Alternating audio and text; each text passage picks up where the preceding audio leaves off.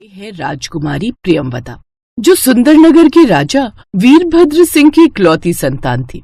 प्रियंवदा देखने में काफी सुंदर थी और इस बात पर उसे बड़ा घमंड था। अरे सुगंधा बेटी, जरा पीने के लिए पानी तो देना थोड़ा सा। ये लो बाबा, और खाना भी तैयार है। आप हाथ मुंह धोकर आ जाओ, तब तक मैं खाना लगाती हूँ। ठीक है बेटिया, मैं आता हूँ अभी। क्या हुआ बाबा, आप हंस क्यों रहे हो? पता है बेटिया, तुम्हें जब भी देखता हूँ तो तुम्हारी माँ की याद आ जाती है। बिल्कुल उसी की छाया हो तुम, उतनी ही सुंदर और उतनी ही समझदार। बाबा, कभी कभी माँ की बहुत याद आती है। कोई बात नहीं बेटी, दुखी मत हो। वो जहाँ भी है हमें खुश देखकर खुश ही होगी। ये है हरिया और उसकी बेटी सुगंधा। हरिया सुंदरनगर में कुम्हार का काम करता था। हरिया की पत्नी की मौत कुछ साल पहले हो गई थी और तब से सुगंधा ही घर के सारे काम करती, लेकिन फिर भी उसका रूप हमेशा खिला खिला ही रहता था। जबकि दूसरी तरफ राजकुमारी प्रियंवदा थी। आज तो आप बहुत सुंदर लग रही हैं राजकुमारी प्रियंवदा। आज तो मतलब मैं तो रोज ही सुंदर लगती हूँ दासी। हाँ राजकुमारी। क्या हुआ दासी, तुम इतना विचार करके क्यों बोल रही हो? नहीं तो राजकुमारी, आप ही सबसे सुंदर हैं। हाँ सच में। जो मन में है मुझसे वो कहो, वरना तुम्हें दंड मिलेगा। वो राजकुमारी, नगर में कुम्हार है हरिया, उसकी बेटी, उसका नाम सुगंधा है। सुना है बड़ी सुंदर है। दिन भर मिट्टी में काम करके भी उसका रूप नहीं कुम्हलाता। दासी के मुंह से सुगंधा के रूप की तारीफ सुन प्रियंवदा बुरी तरह से जल गई। वो अपनी आंखों से सुगंधा को देखना चाहती थी, तो वो फौरन ही अपनी पालकी में बैठी और सीधा हरिया कुम्हार के आंगन में जा पहुंची। उसने देखकर चेहरा सोने की तरह दमक रहा था और उसके लंबे बाल घुटनों तक आ रहे थे, जो उसके रूप में चार चांद लगा रहे थे। सुगंधा का इतना सुंदर रूप देखकर प्रियंवदा गुस्से से आग बबूला हो गई और फिर, नहीं, ये नहीं हो सकता। एक साधारण सी लड़की मुझसे ज्यादा सुंदर नहीं हो सकती। राजकुमारी सुंदरता पर किसी का अधिकार नहीं होता, वो तो ईश्वर का दिया सौभाग्य होता है। नहीं, मैं उसके सौभाग्य को दुर्भाग्य में बदल दूंगी। दासी, तुम जाकर एक ऐसा विष तैयार करो जिसका तोड़ किसी के पास ना हो। लेकिन राजकुमारी, हम उस लड़की के प्राण नहीं ले सकते। महाराज को पता चला तो? किसने कहा कि मैं उसके प्राण लेना चाहती हूँ? मुझे नफरत तो उसके लंबे बालों से है, जो उसे मुझसे ज्यादा सुंदर बना रहे हैं। मैं चुपके से उसके बालों में ऐसा लेप लगाऊंगी कि उसके सारे बाल झड़ जाएंगे। फिर देखूंगी कि कैसे वो मुझसे ज्यादा सुंदर दिखती है। जाओ, अब जाकर वो करो जो मैंने कहा है। जो आज्ञा राजकुमारी।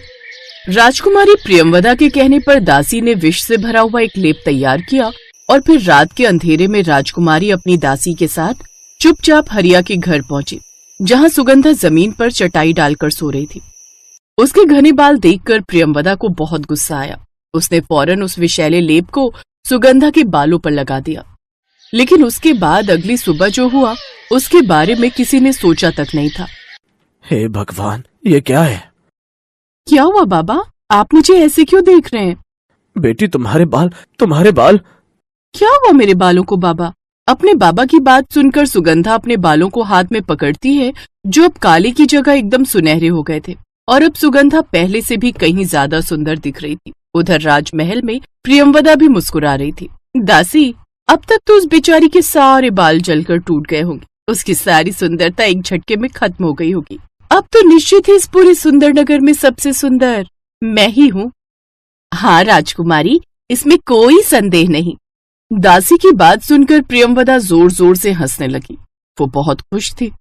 दूसरी तरफ सुगंधा के सुनहरे बालों के बारे में अब पूरे नगर को पता चल चुका था।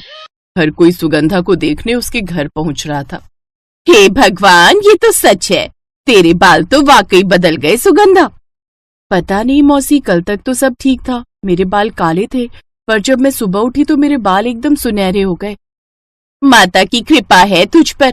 पता नहीं क्या जादू हुआ है, पर तू तो पहले से भी अधिक सुंदर लगने लगी है। उस औरत की बात सुनकर सुगंधा शर्मा गई। सुगंधा के सुनहरे बालों की बात पूरे नगर में आग की तरह फैल गई, जिसे सुनकर नगर का सबसे बड़ा सुनार भी हरिया के घर आ पहुंचा। अरे राम किशन जी, आप क्यों पधारे? मुझे ही बुलवा लिया होता।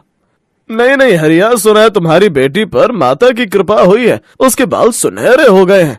हाँ, कुछ ऐसा ही समझिए राम किशन जी। तो बुलाओ अपनी बेटी को, जरा उसके बाल तो दिखाओ। रामकिशन ने सुगंधा के बालों को अपने हाथों में लिया और उसे ध्यान से देखने लगा। और फिर, क्या हुआ रामकिशन जी? ये बाल सिर्फ सुनहरे रंग के नहीं है बल्कि असली सोने के हैं। ये तो सच में चमत्कार ही है, पर ये सब हुआ कैसे भाई? हरिया ने उस सुनार को सारी बात बताई। माता का चमत्कार मानकर रामकिशन ने सुगंधा के आगे हाथ जोड़ लिए और वहां से चला गया। अब तो नगर का बच्चा बच्चा सुगंधा के सुनहरे बालों के बारे में जान गया था। और फिर उतना करो।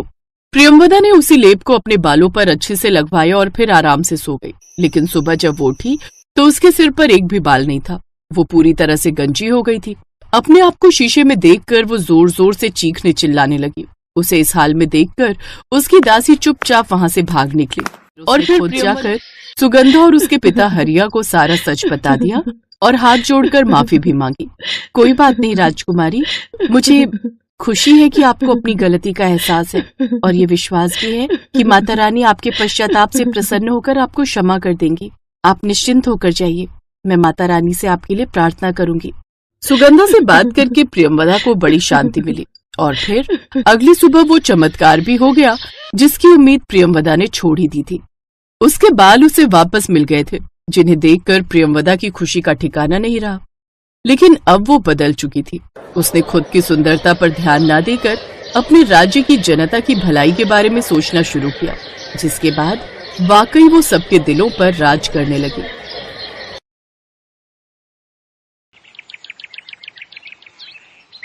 सुनीता की शादी होने वाली थी और वो शादी के जोड़े में अपनी सहेलियों के साथ बारात आने का इंतजार कर रही थी। इतनी देर में घर के बाहर बाराती गाना बजाते हुए डांस करते हुए आ गए। सुनीता की सहेलियां बारातियों को देखने लगी। तभी सुनीता की एक सहेली ने हंसते हुए कहा, सुनीता, उस लड़की को देख, उसकी 5 चोटी है। अरे वही तो, बालों में 5 चोटी कौन बनाती है? सुनीता ने भी देखा। वो लड़की काफी डरी हुई थी। उस लड़की को देखकर ही समझ आ रहा था कि उसे लोगों के हंसने से बहुत बुरा लग रहा था। सुनीता ने अपनी सहेलियों को हंसने से मना किया। हंसना बंद कर, इसमें हंसने वाली क्या बात है? वो लड़की कितनी डरी हुई है, देख जरा। अगर लोग तुझ पर ऐसे हंसते तो तुझे अच्छा लगता? ये सुनकर सुनीता की सहेलियां चुप हो गई। सुनीता को उस लड़की के लिए बहुत बुरा लगा। खैर, सुनीता की शादी हो गई और वो ससुराल चली गई। उसकी सास विमला ने उसकी आरती उतारी। आओ बहू, तुम हमारे घर की लक्ष्मी हो। आओ, मेरी बेटी से मिलो। ये पूर्णिमा है, मेरी बेटी, यानी कि तुम्हारी ननद। सुनीता ने देखा कि ये वही 5 चोटियों वाली लड़की है। उसे नहीं पता था कि ये लड़की ही उसकी ननद है।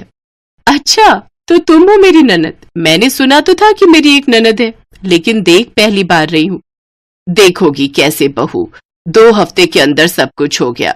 इतनी जल्दी सब कुछ हो गया कि मानो एक बुलेट ट्रेन हमारे घर के ऊपर से गुजर गई हो। आप बहुत सुंदर हो भाभी, और तुम भी मेरी प्यारी ननद। मैं सुंदर कहाँ हूँ? देखिए ना, 5 चोटियां हैं मेरी। इसकी वजह से दिखने में बेकार लगती हूँ मैं। लोग मजाक उड़ाते हैं। लेकिन 5-5 चोटियां क्यों हैं तुम्हारी? इसके बाल इतने लंबे और घने हैं कि क्या ही बताऊं। 5 से कम चोटी होती ही नहीं है, चाहे कितनी भी कोशिश कर लो। मैं तो परेशान हो गई हूं इन चोटियों से। ठीक है, अब मैं आ गई हूं ना, अब मैं कोशिश करके देखूंगी। पूर्णिमा और सुनीता की अच्छी बन गई। पूर्णिमा कॉलेज में पढ़ती थी। वो कॉलेज में जाना नहीं चाहती थी। सुनीता ने कुछ दिन बिताया और पूर्णिमा से पूछा, तुम कॉलेज जाना क्यों नहीं चाहती हो? क्या करूंगी कॉलेज जाकर, सभी मुझ पर हंसते हैं। ठीक है, इधर आओ, मैं तुम्हारी चोटी ठीक कर देती हूँ। ठीक है, सभी ने कोशिश की लेकिन कोई कुछ नहीं कर पाया। अब आप ही देख लीजिए।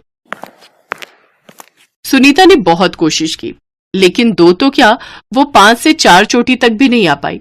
सुनीता ने हार मान ली। नहीं, ये नहीं हो रहा। मुझे पता था नहीं होगा। पूर्णिमा, तुम बाल काट क्यों नहीं लेती? मैं तो काटना चाहती हूँ भाभी, लेकिन माँ काटने ही नहीं देती। वो क्यों? माँ कहती है कि लड़कियों को बाल काटकर छोटा नहीं करना चाहिए, अपशगुन होता है। लेकिन ये तो पुराने ख्यालात है ना। हाँ भाभी, अब माँ को कौन समझाएगा? माँ भी तो पुराने जमाने की ही इंसान है ना। सुनीता के पास बोलने के लिए और कुछ नहीं था। वो चुप हो गई। कुछ देर बाद सुनीता ने पूर्णिमा से पूछा, अच्छा पूर्णिमा, तुम्हें क्या बनना है? कुछ सोचा है? बनना तो मुझे मॉडल था भाभी, लेकिन अब लगता है मुझे शादी करके घर ही बसाना पड़ेगा। वो क्यों? इन चोटियों की वजह से। ऐसे 5 चोटियों वाली लड़की को कौन बनाएगा मॉडल? कोई चांस ही क्यों देगा लोगों को हंसाने के लिए? ये कहते हुए पूर्णिमा की आंखों में आंसू आ गए। वो और कुछ बोल नहीं पाई। सुनीता को पूर्णिमा के दुख का एहसास हुआ। सच में पूर्णिमा बहुत दुखी है। बस इन चोटियों की वजह से वो अपना सपना पूरा नहीं कर सकती। मैं उसकी जगह पर होती तो मैं भी दुखी होती। सुनीता ये सब सोच रही थी कि तभी उसका पति मोहन घर आया। उसे देखकर लग रहा था कि उसके साथ कुछ बुरा हुआ है। बिमला भी अपने कमरे से बाहर आई। क्या हुआ बेटा, तू इस वक्त कैसे लौट आया? बुरी खबर है माँ, मेरी नौकरी चली गई है। ये सुनकर सभी चौंक गए। क्या? लेकिन क्यों? कंपनी लॉस में चल रही है, इसीलिए उन्होंने बहुत सारे लोगों को निकाल दिया, उनमें से एक मैं भी हूँ। अब क्या होगा भैया? अब घर कैसे चलेगा? हम वैसे ही गरीब हैं, तू एक ही था कमाने वाला।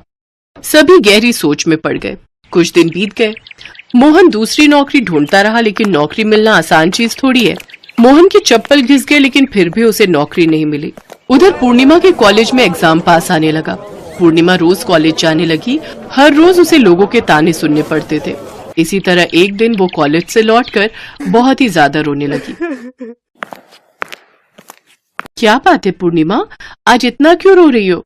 कॉलेज में एक बड़ी कंपनी से लोग आए थे, उन्हें मॉडल चाहिए, इसीलिए कल कॉलेज में एक प्रतियोगिता होगी।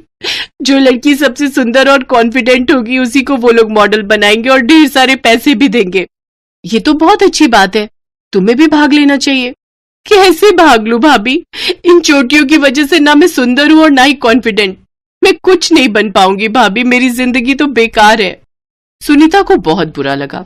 उसने कहा, इधर आओ पूर्णिमा, यही मौका है, मैं तुम्हारे बाल काट देती हूँ। लेकिन माँ गुस्सा करेगी। जब तुम मॉडल बनकर लौटोगी तब सारा गुस्सा पिघल जाएगा। लेकिन आज मैं रहूंगी कहाँ? माँ तो मुझे देख लेगी। मैं तुम्हें लेकर मायके जाऊंगी। सुनीता ने पूर्णिमा के बाल काट दिए। पूर्णिमा बहुत सुंदर दिखने लगी। उसका कॉन्फिडेंस भी वापस आ गया। सुनीता उसे लेकर मायके चली गई और अगले दिन कॉलेज भी ले गई। पूर्णिमा को कोई पहचान ही नहीं पाया। लड़के तो उसे ताड़ने लगे। लड़कियों की बोलती बंद हो गई और वो जलने लगी।